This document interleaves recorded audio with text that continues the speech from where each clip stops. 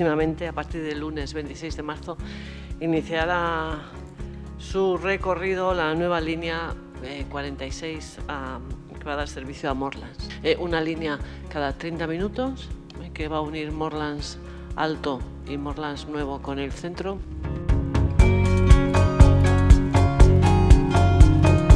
Orain arte dauden karteleriak, plano guztiak zaharkituak daude, ordezkatu egingo ditugu eta berri horiek jarri.